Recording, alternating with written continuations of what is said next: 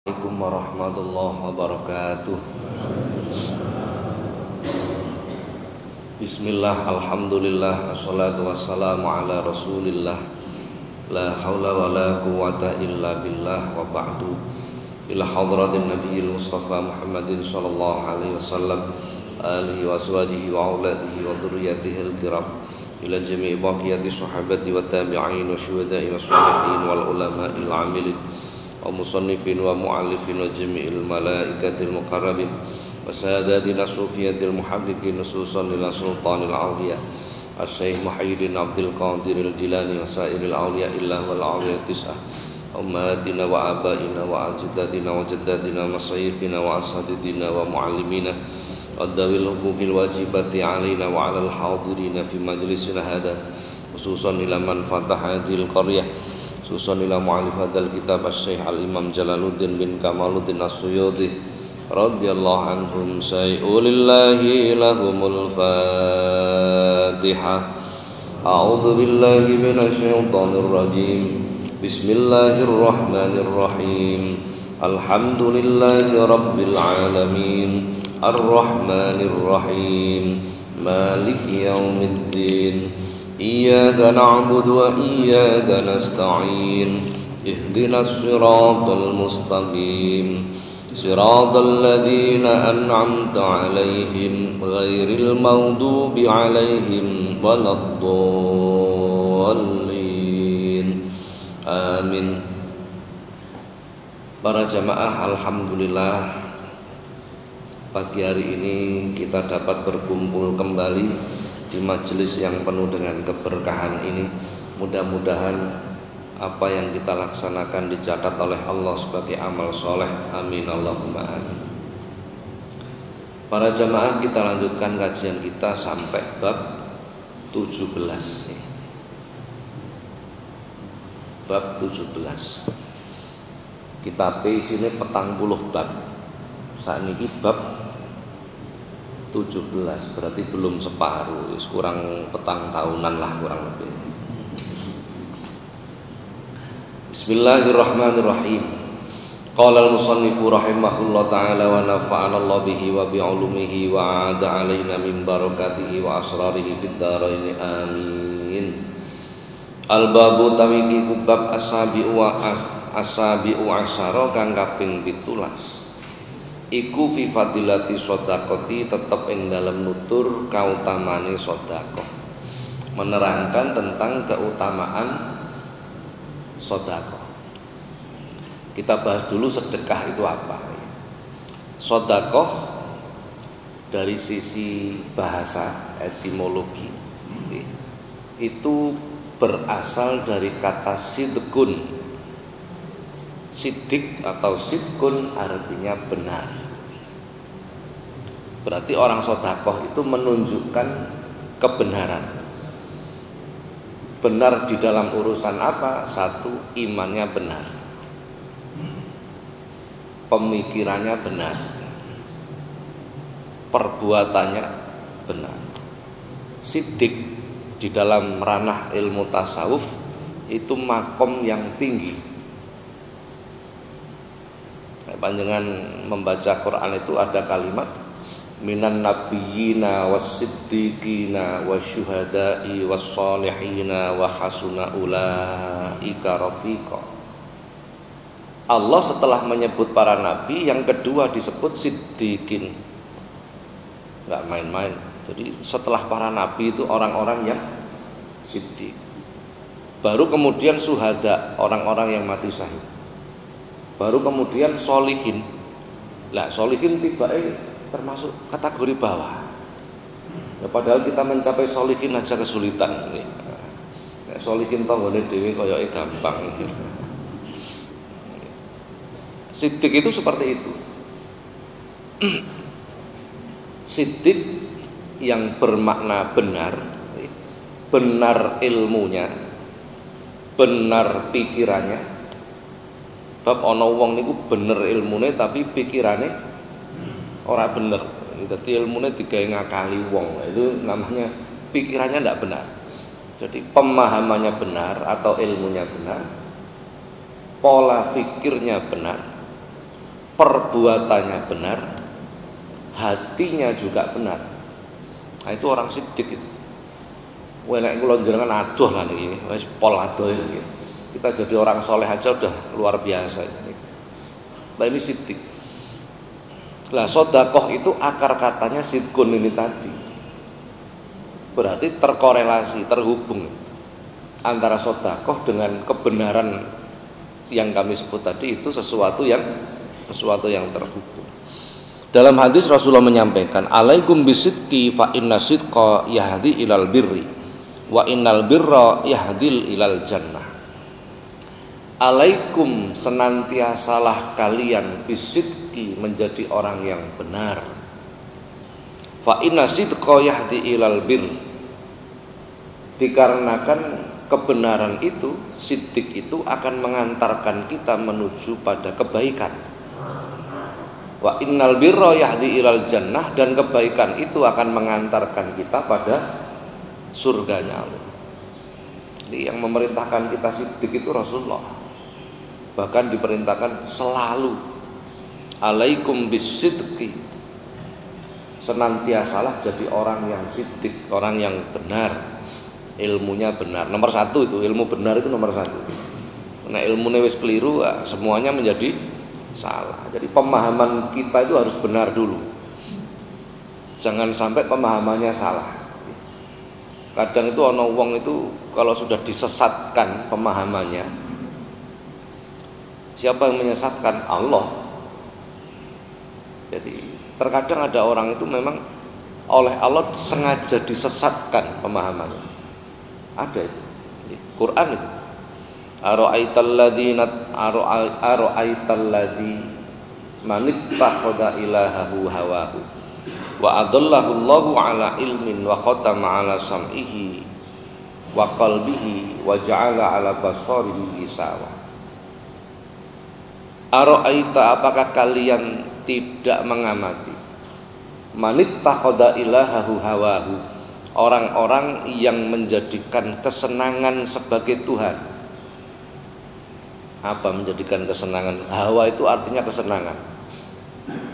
Jadi kalau orang memaknai nafsu kemudian dimaknai hawa nafsu, sebenarnya kurang tepat itu. Hawa itu salah satu pasukannya nafsu. Jadi nafsu itu punya anggota banyak. Makrun, ghaflah, jahlun, kadzab, riya, ujub, takabur, syahwat, hawa. Lah ini pasukan. Salah satu pasukannya nafsu namanya hawa. Jadi tidak mesti pasukan nafsu itu hawa, tidak mesti. Kadang syahwat, kadang riya, kadang ujub, kadang ghadab, kadang jahlun, kadang makrun, kadang hirsun, macam-macam. Saya menerangkan ini tentang nafsu ini di majelis kami sendiri. Itu selesai baru 2 bulan kemarin, mulai tahun 2010. Itu baru menerangkan, mbuh nglakoni ini, mbuh tambah karu-karuan. Jadi begitu luas. Itu disiplin ilmu tasawuf itu. Disiplin ilmu tasawuf. Pun, apakah kalian tidak mengamati orang-orang yang menjadikan kesenangan sebagai Tuhan? Wa adallahu Allahu ala ilmin. Nah, orang yang menjadikan kesenangan sebagai Tuhan, artinya dia lebih mengikuti kesenangan daripada mengikuti Allah. Kira-kira jenengan karo takmire masjid diumumke, para jamaah sedaya sing rawuh bar ngaji monggo nderek teng Malang. Pun kula sediani kendaraan. Wonten napa, Pak? Jalan-jalan. Kira-kira sing nderek kathah napa mboten? Begitu Sabtu ngarep bar kuliah subuh diumumke melih kali Pak Takmir. Para jamaah sedaya mawon sing rawuh monggo nderek kula teng Malang. Kendaraane pun kula sediaken. Jalan-jalan melih, Pak, mboten pengaosan. Kira-kira ana sing melu napa mboten? Enten sing melu napa mboten? Wis gak melu maido. Wong aku urusane ngaji wae kok adoh-adoh. Kaya nang kene kurang Tapi nek urusan jalan-jalan golek sing adoh. Logikanya seperti apa kira-kira? Lebih mengikuti kesenangan atau tidak kira-kira? Itu gambaran orang-orang yang menjadikan kesenangan sebagai Tuhan. Wa adallahu Allahu ala ilmin, maka oleh Allah akan disesatkan pemahamannya. Loh, dengan sengaja berarti Allah. Jadi apa yang dipahami dijadikan sesat. Rumangsane wajib tibake haram. Rumangsane haram tibake wajib. Ini kan berat. Gitu. Kula nembe nangani kasus itu, salah satu kasus iki. Ana anak niku karo salaman karo wong tuane ora gelem. Salaman karo wong tuane ora gelem. Karena dianggap tidak syar'i. Dan wong tuane ya susah loh. Dia menganggap itu haram padahal sebuah kewajiban. Kan tidak selesai. Dia merasa wajib padahal sesuatu yang haram. Sebaliknya juga begitu. Ini susah. Jadi makanya harus pemahamannya harus benar dulu lah. Nek pemahamannya keliru, mengko mburine keliru kabeh. Kalau ilmunya sudah benar, pikirannya kudu benar. Hatinya harus benar. Tumindake kudu. Lah ini sidik namanya. Bola adoh lah nek kula jenengan adoh belajar sedekah wae lah engko sidik-sidik dhewe mengko. Dalam Al-Qur'an Allah Subhanahu wa taala berfirman, "Ya ayyuhalladzina amanu taqullaha wa kunu ma'as-shadiqin." Ya ayyuhalladzina amanu, wahai orang-orang yang beriman. Ittaqullah, takwalah kepada Allah. Kalau melihat redaksinya ini, iman sama takwa tinggi mana berarti? Lebih tinggi mana? Wahai orang-orang yang beriman, bertakwalah, berarti tinggi mana? Takwa. Berarti syarat untuk takwa itu harus dilandasi iman. Wa kunu ma'as-shadiqin, dan senantiasalah kalian bersama dengan orang-orang yang sidik. Berarti takwa sama sidik tinggi mana? Tinggi sidik. Begitu kan?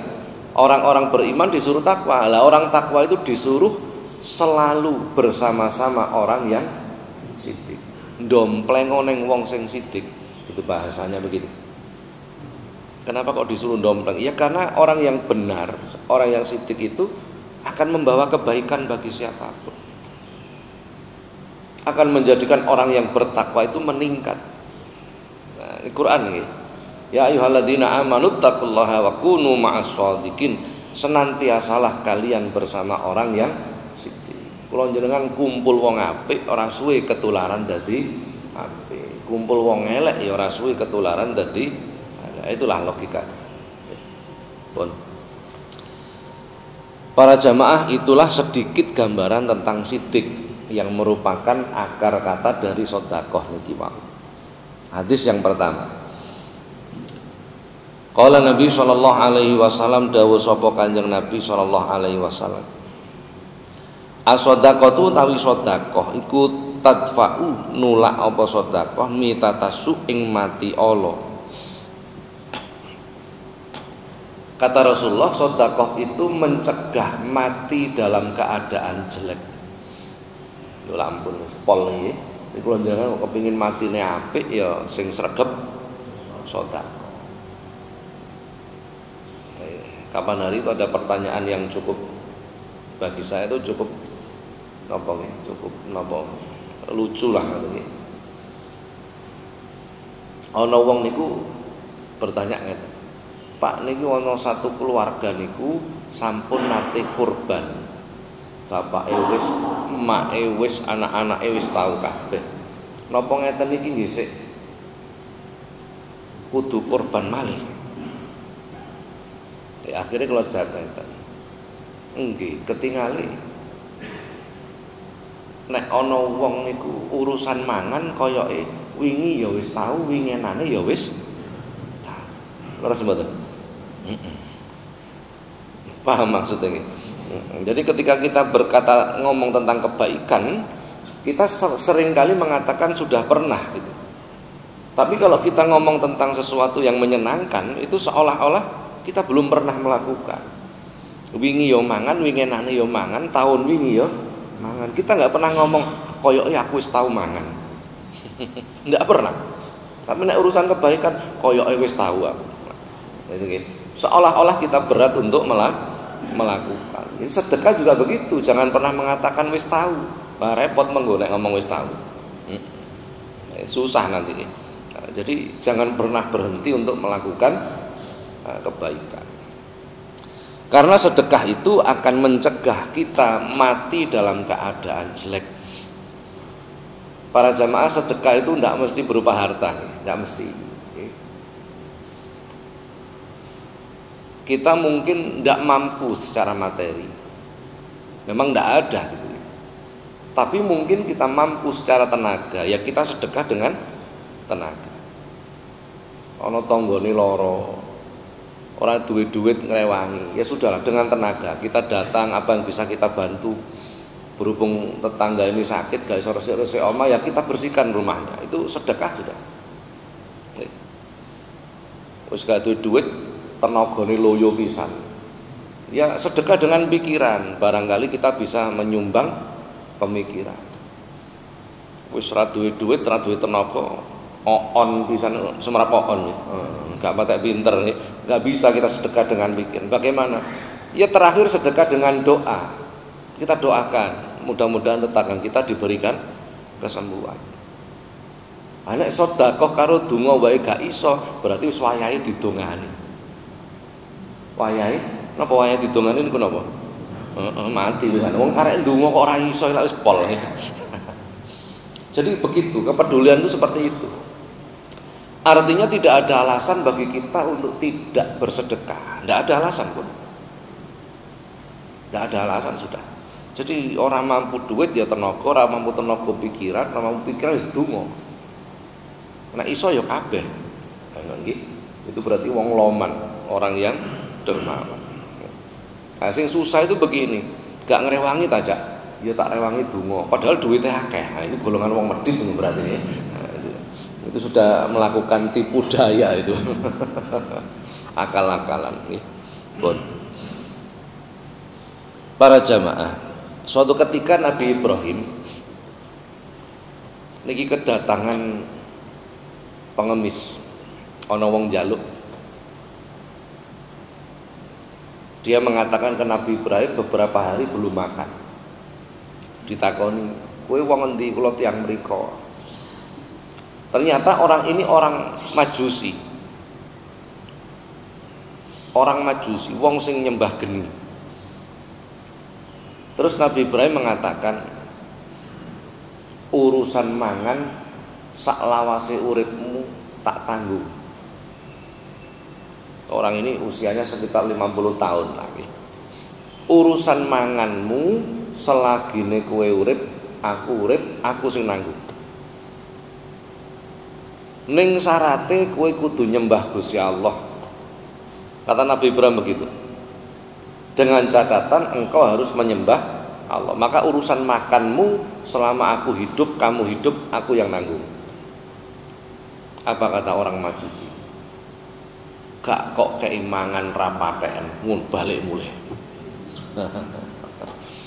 Begitu orang Majusi ini pulang, Nabi Ibrahim ditegur oleh Allah. Langsung ditegur. Ibrahim, dalam Gusti sing ngekeki rezeki iku sapa? Kuwi panjenengan Gusti. Wong iku wong Majusi sing disembah geni. 50 tahun nyembah geni. Tapi sik tak kei rezeki, aku gak tahu gawe syarat wajib nyembah aku. Lah kok kowe terus modele ngatur-ngatur urusan manganmu tak tanggung selagine kowe nyembah Gusti Allah. Ditegur. Padahal itu termasuk dakwah, betul nggak? Nabi Ibrahim itu urusan manganmu tak tanggung dengan catatan kau menyembah Allah. Ternyata tidak boleh begitu. Ternyata tidak boleh. Langsung ditegur oleh urusan sedekah wis sedekah wae. Tidak usah dengan catatan. Pokok kowe gelem teko ngaji tak sedekah.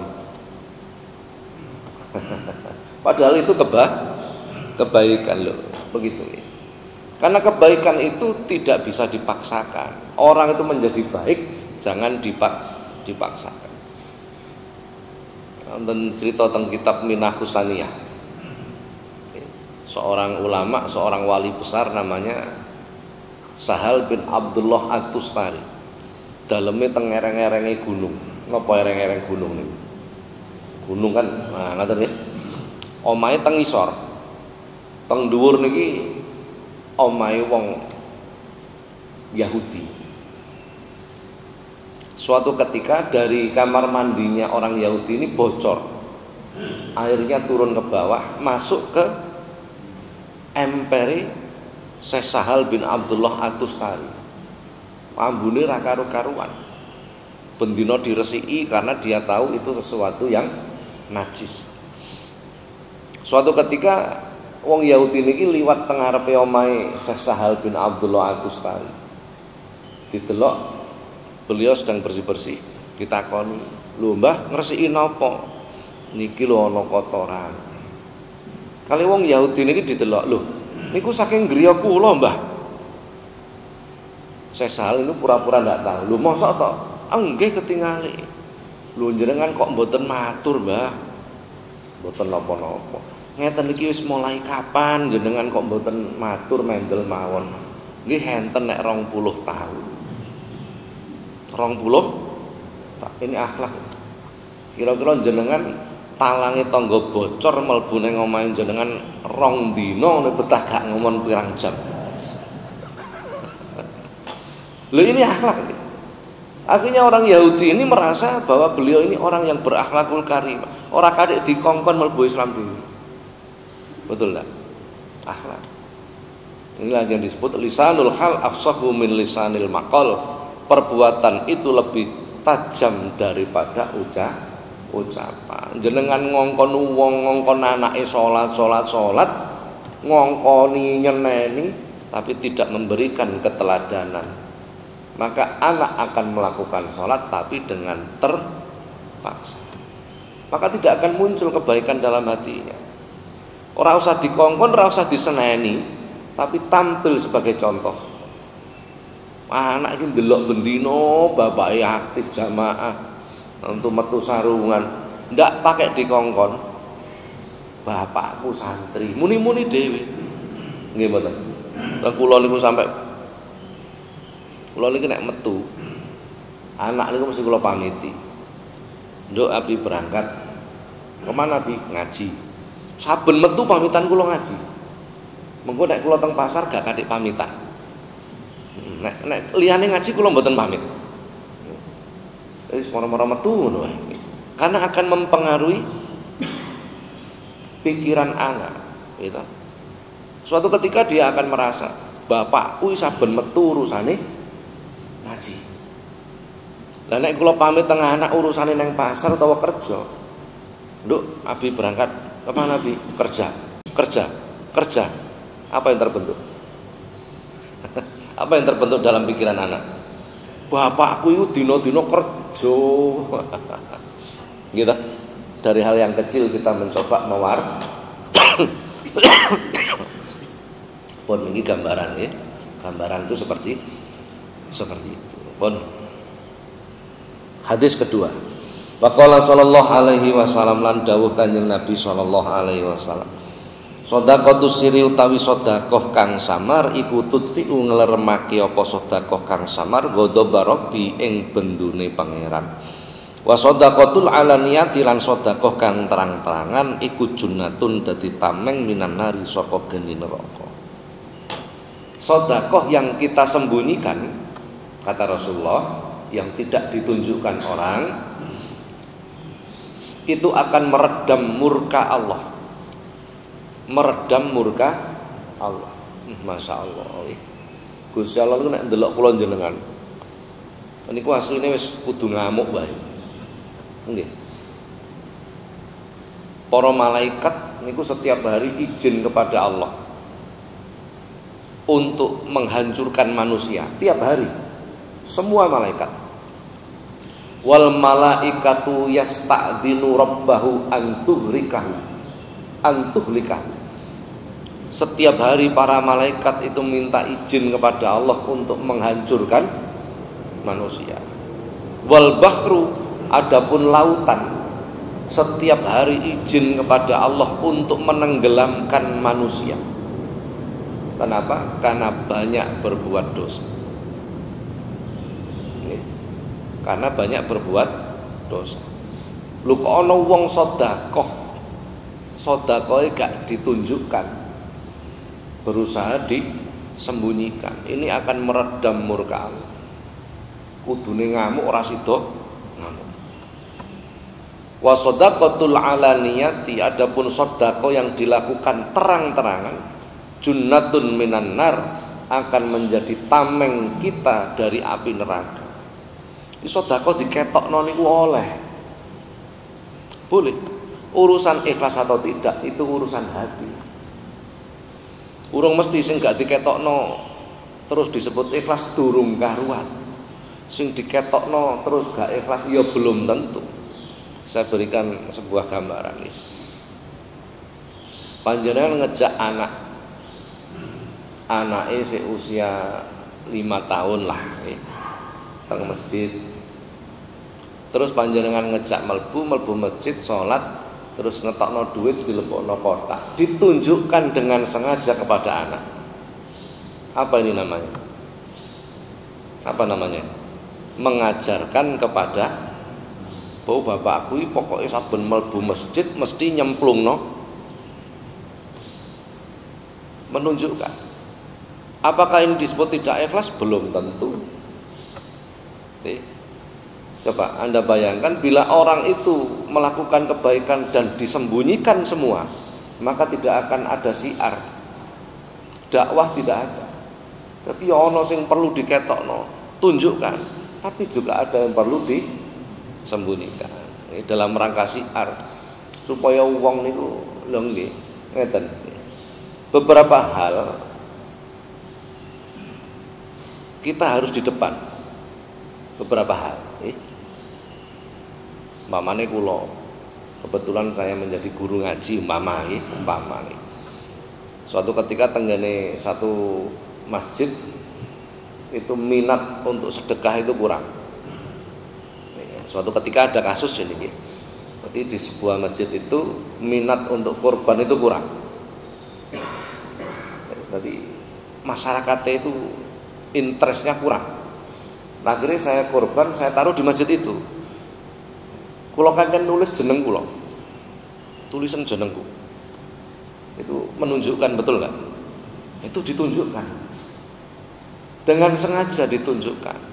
Kenapa? Karena itu sebagai contoh. Ya, terkadang perlu kita melakukan seperti itu. Tetapi ada hal-hal yang kita harus menjaga. Nek ngono terus-terusan suwi-suwi dadi wong sing riya, ingin dikenal orang. Jadi dua arah ini kita lakukan dua-duanya. Sing iki urusane untuk syiar, untuk dakwah, untuk bagaimana orang menjadi suka melakukan kebaikan. Sing iki urusane njogo diri kita supaya tidak mempunyai sifat riya dan lain sebagainya. Jadi dua-duanya ini boleh kita lakukan. Boleh. Pun di antaranya keutamaan orang yang sedekah dalam versi Quran, Allah Subhanahu wa taala berfirman, "Khudh min amwalihim shadaqatan tutahhirukum wa tuzakkihim biha." Orang yang melakukan sedekah itu fungsi sedekahnya tutahhirukum, akan membersihkan, wa tuzakkihim, dan akan menumbuhkan. Apa yang dibersihkan? Sifat-sifat kejelekan dalam hati kita. Jadi wong nek hobi sedekah, sifat kejelekan dalam hati kita itu perlahan-lahan dicabut oleh Allah. Bakhil. Napa bakhil ini? Hirsun, apa hirsun? Rakus terhadap harta. Riya, ujub, takabur, godok niku suka marah. Kadzab itu suka dusta. Ghaflah itu suka lupa kepada Allah. Itu sifat-sifat kejelekan semua. Karena berkah dari sedekah itu, sedikit demi sedikit sifat-sifat kejelekan itu dicabut. Wa tuzakkihim biha, dan Allah akan menukarkan dengan menanam sifat-sifat kebaikan dalam hati kita. Napa sifat kebaikan? Walah niki kuwatah niki. Sabar, ikhlas, ridho, qanaah, warok, zuhud, syukur, tawakal, tahammul, wis wakeh lah. Ini pelan-pelan ditanamkan dalam hati kita. Loh, jadi sedekah itu begitu luar biasa. Sampai ini sering kalau ceritake. Dadi tenggene halaman surga, ono gerbang. Di situ tertulis plakat gede. Wong medhit dilarang masuk. Tulisane ngono. Nggih niku hadis niku. Al jannatu darul asqiya wan naru darul bukhala. Surga itu disediakan bagi orang-orang yang dermawan, dan neraka itu disediakan bagi orang-orang yang bakhil. Itu ono plakate gede, wong medhit dilarang masuk. Wis wong-wong padha tahu diri kabeh. Awake dhewe iki medhit apa? Begitu nggih. Demikian pula orang yang bersedekah sesuai dengan momentum. Wah, itu luar biasa. Luar biasa ya. Contohnya dina Jumat. Kan akeh wong sedekah, kan begitu kan? Itu momentum, itu pahalanya berlipat-lipat. Keutamaannya juga berlipat-lipat, luar biasa.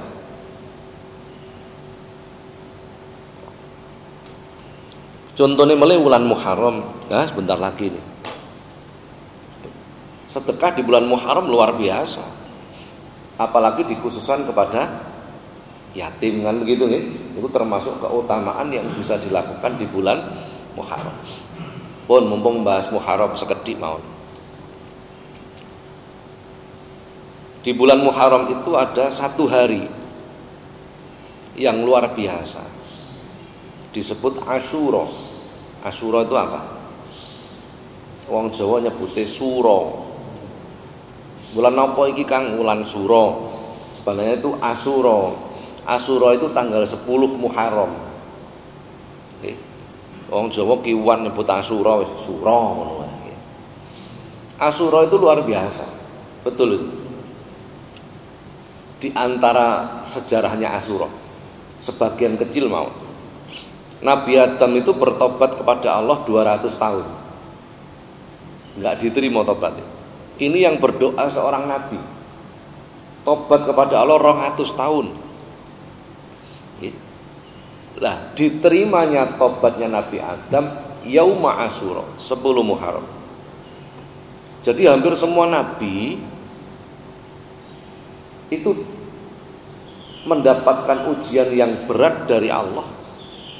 Kemudian mereka riyadhah, berusaha mendekat kepada Allah, mujahadah, tirakat, dan mendapatkan pertolongan dari Allah. Rata-rata yauma Asyura, tanggal 10 Muharram. Hampir semua niku pun. Nabi Ayub loro, kaya ngono loroe sampai dibuang oleh masyarakat, diasingkan. Menguatkan keimanan, mendekatkan diri kepada Allah, riyadhah namanya, tirakat, mendapatkan pertolongan, sembuh yauma Asyura, 10 Muharram. Nabi Isa dikejar-kejar, wah raka-rukaruan, dizalimi oleh orang-orang saat itu, mendapatkan pertolongan dari Allah, diangkat ke langit yauma Asyura. Nabi Nuh banjir bandang, bencana besar, beliau tirakat, riyadhah, mendapatkan pertolongan. Kapal Nabi Nuh mendarat ketemu karo gunung yauma Asyura, 10 Muharram.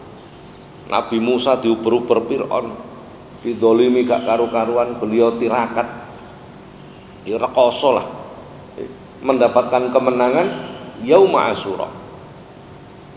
Nabi Yunus diuntal iwak, nang jerone iwak niku terus riyadhah, berzikir la ilaha illa anta subhanaka inni kuntu minadz zalimin. Nang wetenge iwak niku Ora leren-leren, berhari-hari, berminggu-minggu mendapatkan pertolongan dari Allah. Yauma Asyura, Nabi Ibrahim melawan Namrud usra karu-karuan, didolimi sampai puncaknya dibakar, diberi keselamatan oleh Allah. Ya narukuni bardan wa salaman ala Ibrahim yauma Asyura. Banyak lagi lah, banyak lagi. Jadi kejadian-kejadian ini tanggal 10 Muharram. Di masyarakat kita nek wulan sura iku gak patek ana wong mantu, betul enggak? Wong duwe gawe gak wani. Ini bener apa salah kira-kira? Bener apa salah? Dalam perspektif fikih, sudut pandang fikih, tidak ada larangan duwe acara wulan sura mantu nyunatno, ndak ada larangan. Dalam sudut pandang fikih. Dalam sudut pandang akhlak, nemen gak pantes sih. Kenapa? Karena bulan Muharram itu para nabi, para rasul, mereka sedang mendapatkan ujian dari Allah, susah, kemudian tirakat, ngedoi kesenangan. Akhlak namanya. Ini namanya akhlak. Bukan fikih, tapi akhlak. Karena Rasulullah sendiri menyampaikan, fakhtarimu hadhihi syura kullaha bikasratis siyam wan nadam ala ma salafa minal asam wadhkuru khaliqal anam. Muliakanlah bulan-bulan yang dimuliakan Allah dengan memperbanyak puasa. Memperbanyak lah, panjenengan nek memuliakan bulan Muharram dengan memperbanyak puasa, mosok poso-poso terus arep duwe gawe. Wan nadam ala ma salafa minal asam, perbanyaklah introspeksi diri, kemudian bertobat kepada Allah. Wadhkuru khaliqal anam, perbanyaklah zikir kepada Allah. Tuh, jadi jangan keburu menyalahkan kita. Ngoten nggih. Jadi semangatnya orang yang ketika bulan sura itu tidak berani seneng-seneng, duwe gawe niku lak seneng-seneng, itu semangatnya akhlak, bukan fikih. Ngoten nggih? Semangatnya karena Rasulullah memerintahkan kita untuk memuliakan bulan itu. Karena bulan itu para nabi, para rasul mendapatkan ujian yang berat dari Allah, kemudian ngedoi kesenangan, berupaya mendekat kepada Allah, akhirnya mendapat pertolongan dari semangatnya semangat akhlak. Walaupun secara fikih boleh, tapi secara akhlak itu raduwe toto romo. Panjenengan mantu, sementara orang tuane panjenengan susah. Ini berakhlak atau enggak? Contoh-contohnya dan contoh. Ibu jenengan susah karena suaminya, bapak jenengan meninggal. Di hari yang sama panjenengan mantu, cara fikih angsal napa mboten? Boleh, tidak ada masalah fikih. Cara akhlak, cek kebacu teh bapake mati kok ya. Nah kan ngoten nggih. Lah ini akhlak. Jadi beragama itu jangan seperti napa nggih? Pandangan kuda, hanya memandang dari satu sisi. Jadi harus banyak sisi. Ngaten nggih. Kula nate ditakoni ngene, wis ora kok benerang nih, akhirnya kula jawaban ngeten. Pak napa Pak, wulan sura kok ora ana wong duwe gawe. Wis waktune napa mboten dawa, akhirnya kula jawab, apa wulan sura ora ana wong duwe gawe, soalé duweke wis entek digawe buwuh wulan besar. Sampeyan wis buwuh ping pira? Kakean buwuh duwite entek wis ora iso duwe gawe. Niku jawaban paling penak nggih. Ora usah dawa-dawa nek nang. Jadi begitu. Jadi bulan Muharram itu perbanyak sedekah, terutama untuk yatim. Malah nek cara hadis niku sunah karo ngelus-ngelus apa ngusap sirah. Tapi gak ngono tok ya ambek ana dhuwit ngoten nggih. Nanti arek yatim sampean kumpule sampean isi-isi ngono tok ora dikek dhuwit lho piye. Jadi jangan memandang tekstualnya hadis. Nah, jadi disedekahi. Itu termasuk bulan Muharram. Tidak hanya itu, tapi perbanyak zikir. Tadi hadis nih, fahtarimu hadhihi syura kullaha bikasrati siyam, sing akeh poso. Wan nadam ala ma salafa minal asam, perbanyaklah introspeksi diri untuk bertobat karena ini yang dilakukan semua nabi ketika diuji oleh Allah di bulan Muharram. Nabi Ayub itu begitu diuntal liwak itu terus introspeksi diri itu. La ilaha illa anta subhanaka inni kuntu minadz zalimin. Nabi Adam juga begitu, semua pun yang akhirnya pada tanggal 10 Muharram mendapatkan pertolongan Allah. Tuh, jadi momentum ini pelajaran bagi kita. Jadi perbanyaklah puasa, muhasabah, zikir. Poso gak patek kuat ya wis rapopo lah. Introspeksi diri ya cobalah. Minimal itu orang yang muhasabah itu minimal jangan menyalahkan orang lain. Minimal itu sudah, minimal. Nek iso goleki kekurangan diri kita. Sing nomor 3 niki paling gampang, perbanyak zikir. Perbanyak zikir kepada Allah. Ngoten nggih. Oh, nek di majelis kami wah wis santrine sampai semlengeran cek akeh Pak zikir leren-leren sampai muni ngono. Macam-macam. Ya memang harus dibangun semangat untuk melakukan kebaikan. Oh nih. Jadi itu momentum. Jadi momentum Asyura itu momentum kita untuk mendapatkan seperti yang diraih oleh para nabi, para rasul, mendapatkan pertolongan dari Allah. Nah ini kalau menteladani dari sejarah-sejarah beliau para nabi dan para rasul. Itu banyak pun. Itu wau sing kula sebut namung sebagian cerita para nabi, para rasul yang mendapatkan pertolongan ketika tanggal 10 Muharram. Pun di masyarakat kita ini mesti bingung. Nek dikongkon sing akeh zikir napa Pak mesti ngono. Jadi sebenarnya ada zikir-zikir yang dilakukan di bulan-bulan itu nggih wonten. Niku nek kula kekne kabeh kakean maceme koyoke malah ra dilakoni nggih. Pun panjenengan nek saged ya diusahane iso. Mulai malam 1 Muharram sampai malam 10 Muharram itu membaca hasbunallah wa ni'mal wakil. Pun ngoten mawon nggih. Rasa dawa-dawa malah gak diwaca nggih. Hasbunallah wa ni'mal wakil dibaca fi majlisin wahid. Fi majlisin wahid itu dalam satu dudukan. Ora oleh dicicil maksudnya nggih. Dibaca sebanyak 450 kali. Waktu ini bebas, esok kena awan, kena sore, kena bengi, kena.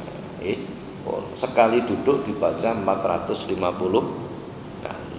Pun niku mawon riyin, nggih engko nek kakean malah ra dilakoni, nggih. Sampun para jamaah sampai sini dulu kajian kita menerangkan tentang sedekah. Monggo nek wonten pertanyaan.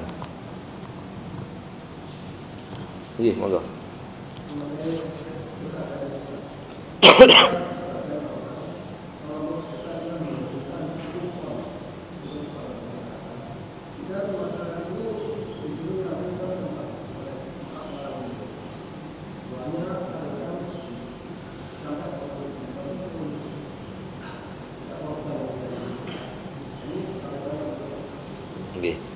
Dalam sudut pandang fikih boleh, perspektif fikih ini boleh.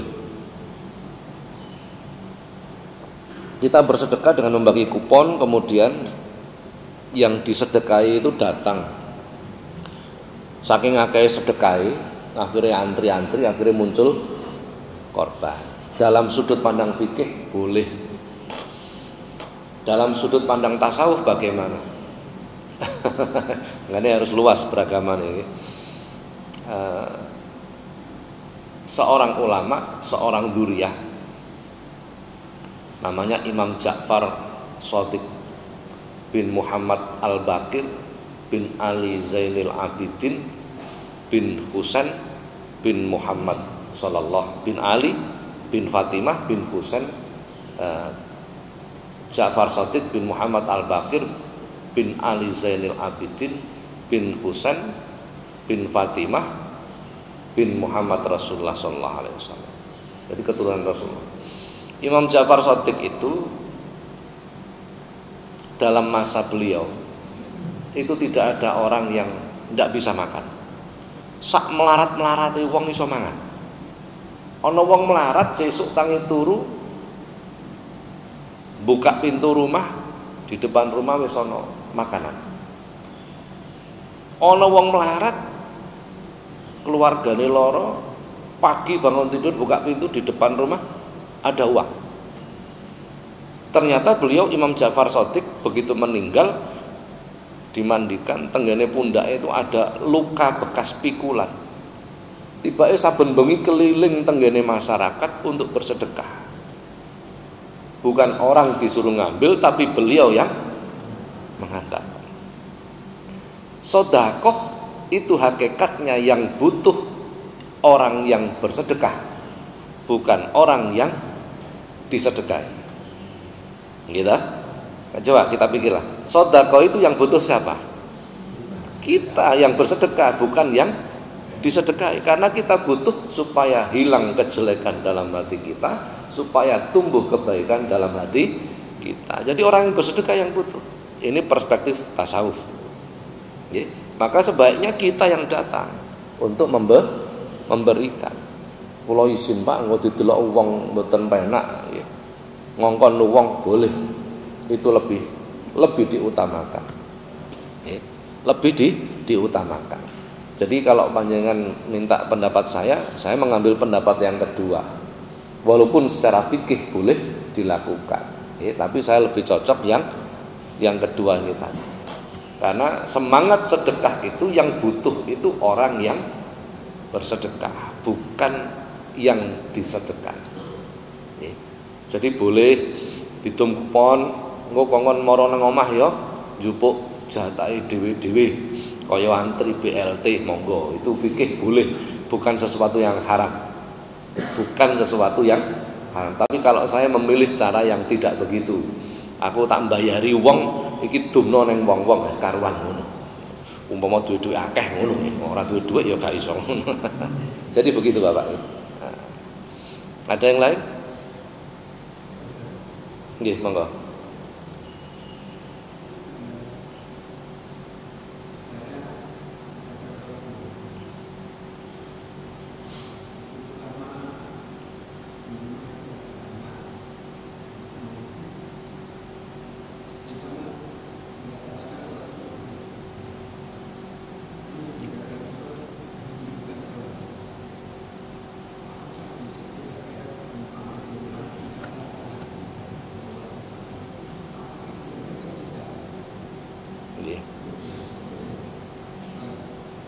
Jadi dalam keluarga kita, umpama anak kita itu melakukan kesalahan, melakukan dosa, mau contohnya gak sholat, apakah ada dampak bagi orang tua? Ya pasti, pasti.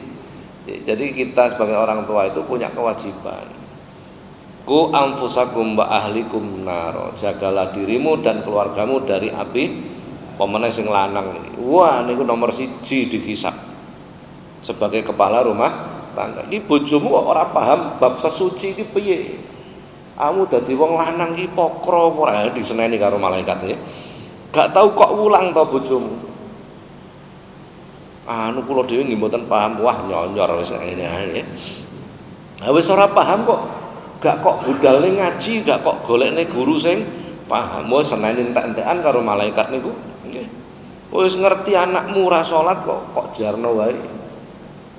Berarti ilustrasinya begini, ketika dihisab nanti anak sing ora salat iki lebokke neraka. Begitu diangkut malaikat arep dilebokke neraka, anak niki protes. Lho kula mboten ngerti apa nek salat niku wajib. Lho kok iso gak ngerti kowe? Apa gak diurang karo bapakmu? Mboten. Balekno anake, bapake celuk. Anakmu gak kok ulang. Kula nggih mboten paham. Wah, remuk niki. Nah, jadi ada dampaknya. Jadi terutama sing lanang-lanang nih. Sing paling bunyak nih sing lanang-lanang. Hati-hati. Hati-hati sing dadi wong lanang hati-hati. Wah, nek ngoten kula tak ganti wedok ya ora iso kadung lanang. Jadi begitu Bapak gambaran ini. Sampun? Iya, monggo.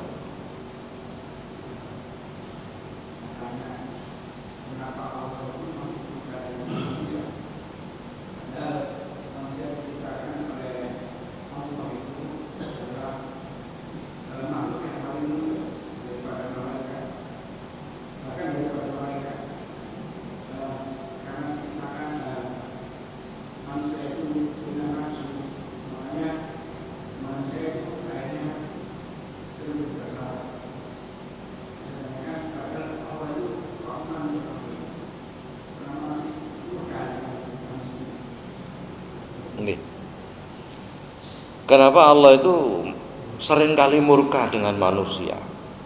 Padahal menungso niku digawe-gawe Gusti Allah dhewe, dimulyak-mulyake Gusti Allah dhewe, terus dincepi nafsu dhewe. Lah nek pancene dimulyake kan ora usah dincepi nafsu. Kira-kira begitulah logikanya nih. Nah ini, jadi ada kewenangan terbatas dan ada kewenangan tak terbatas. Ngeten.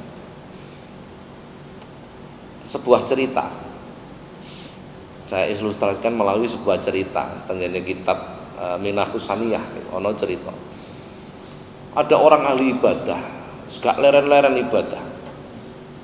Suatu ketika orang ahli ibadah ini diparani karo malaikat. Karo malaikat diomongi, kowe iki neng tulisane takdir di Lauhil Mahfuz dicatat ahlun nar, penduduk neraka. Padahal orang ini orang yang taat sekali, orang tahu ngelakoni dosa, ringkasnya begitulah. Tapi tulisan takdir menyebut dia sebagai penduduk neraka. Ketika orang ini disampaikan pemberitaan ini oleh malaikat, orang ini tidak ada ekspresi terkejut, marah, tidak ada. Biasa. Malaikat kemudian ngomong, sampai niki piye? Sampai niki diomongi nek kowe iki calon penduduk neraka kok. Orang ini kemudian mengatakan, lah terus apa maksudnya? Urusan aku dilebokke surga neraka iku urusane Gusti. Urusanku namung ibadah. Urusanku ibadah. Urusan dilebokke surga neraka urusane Gusti. Saged dipahami mboten? Logika sederhananya begini. Langit bumi ini ciptaan Allah. Umpama niki gambaran niki. Seandainya saya membuat barang, gelas, lengser, meja, tak gawe sing apik, tak cat sing apik, bar tak gawe terus tak plindes sepeda motor. Angsal napa mboten? Napa kok angsal? Batekku dhewe kok. Betul enggak? Ini wilayah kemutlakan Allah. Tidak boleh protes kita. Seandainya kita taat dilebokno neraka, terserah. Wani mboten awake dhewe. Punya pola pikir seperti ini berani enggak? Padahal ini kebenaran. Akhirnya malaikat ini tadi begitu melihat ekspresi orang ini dan jawaban orang ini seperti itu, urusan aku dilebokke swarga neraka dudu urusanku mung ibadah. Lapor malaikat nang Gusti Allah. Gusti, kok enten tiyang potongane kados ngeten. Diomongin neraka gak ngefek blas. Aja diomongi kowe nek gak ibadah melarat. Kok urusan ngono kentengan perkara, nggih. Kowe nek gak ibadah loro-loron. Kentengan iki diomongin neraka gak ngefek. Begitu malaikat menyampaikan berita ini kepada Allah, ini ilustrasi. Allah tersenyum. Haha, ya wis ngono pancen. Bingung malaikat, pancen malaikat kalah mulya karo wong. Lah inilah. Bingung malaikat, kok enten Gusti tiyang enten. Lho sing bener ngono. Apa kowe sik gak paham ae malaikat? Wah, seneni karo pangeran. Maka ketika orang ini nazak, orang ahli ibadah ini nazak, berjalanlah kudrah iradah Allah. Allah memberikan rizki mau'ud namanya, rizki yang super, rizki yang tertinggi, yang mampu merubah semua takdirnya. Namanya mau'ud, super tinggi ini. Rezeki yang super tinggi. Kenapa? Karena Allah tidak akan berbuat dolim kepada siapapun. Nah, tulisane ahlun nar, begitu wis nazak tes berbalik.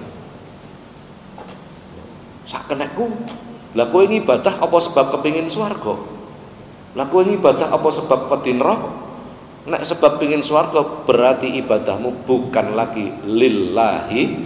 Nah, begitu nih. Jadi kenapa Allah sering murka ya pegel. Delok kula jenengan iki ngibadah ora lilah-lilah, ngoten maksudnya nggih. Ibadah niku krana kepengin dagangan lancar, kepengin lah ngoten. Niku pegel. Kowe iki sing gawe aku, sing ngekeki rejeki aku. Kok kakean njaluk gak patek nyambut gawe model piye? Lah kira-kira begitulah. Jadi Gusti Allah itu seperti itu. Seandainya kita itu lillah, apa-apa lillah, wis beres. Lah kula jenengan nek ngomong lillah, wah terlalu jauh. Lillah itu berarti ikhlas. Masya Allah, mboten perbandingan kita dengan ikhlas itu bainas sama'i wa sumber minyak. Bukan sama wal ardi, bukan. Saya kurang jeru sumber minyak. Gitu nggih. Jadi itulah gambarannya. Jadi kenapa Allah sering murka? Karena sering melihat kita itu tidak pandai introspeksi. Mripat iki peparinge Gusti Allah. Alhamdulillah. Maka aku akan menggunakan mata ini di jalan Allah. Nyatane maca Quran karo maca WA luwih akeh pundi. Entek awake dhewe nek ngene kan ngoten nggih. Nah, inilah. Oke, jadi begitu. Wonten Bapak kurang lebih nggih. Pun wonten riyen aku tambah semangat, tambah gak mulih-mulih. Iki padahal kudu kesel niki. Sampun. Mudah-mudahan manfaat. Al-Fatihah.